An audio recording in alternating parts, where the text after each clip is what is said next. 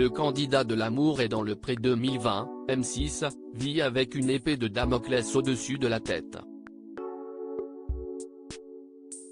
Mathieu est porteur de la maladie de Cadacil, une maladie générique rare et incurable comme il l'a rappelé lors de son interview pour le magazine Closer, édition du 8 juillet 2022.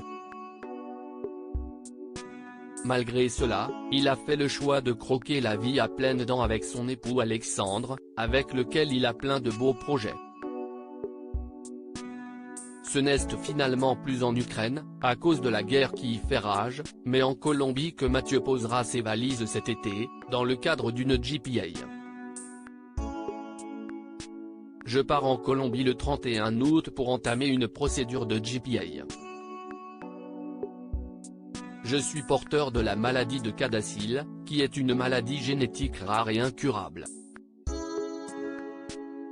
La clinique qui nous suit dépiste 307 maladies génétiques. Grâce à moi, ils ont ajouté celle de Cadacil à leur protocole de dépistage. Je vais ainsi pouvoir éviter de transmettre la maladie à mon enfant, qui naîtra avec l'aide d'une mère porteuse après une fécondation in vitro, a confié le mari d'Alexandre.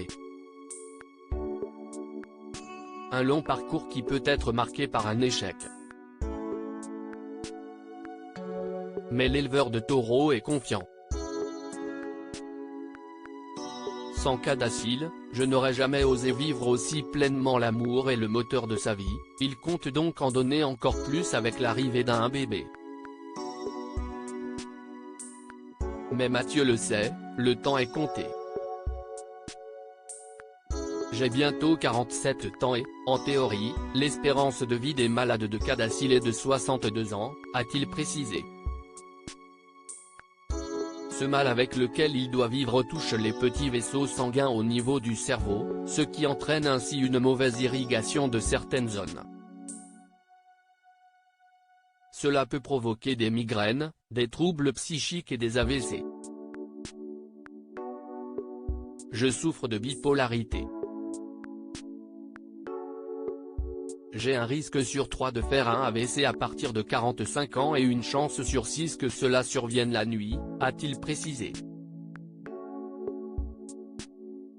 Ce n'est qu'à l'âge de 43 ans que Mathieu a découvert sa maladie. Son défunt papa l'avait aussi mais pour préserver ses 2 enfants, il a attendu 2018 pour leur en parler.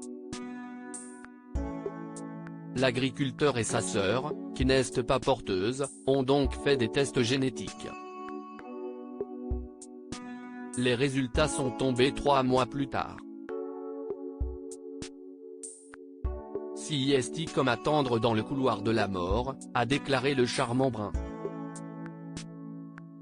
Mais cette attente, il souhaite qu'elle soit la plus belle possible. Depuis peu, il a donc un peu mis son activité professionnelle de côté pour réaliser ses rêves et nourrir sa tête de bonheur. Avec Alexandre, il s'investit notamment dans plusieurs associations, dont le Refuge, qui héberge des jeunes LGBT+ chassés de chez eux. On travaille sur un docu-réalité pour déconstruire l'homophobie. Je fourmille de projets. Je ne me suis jamais senti aussi bien. Sans Cadacil, je n'aurais jamais osé vivre aussi pleinement.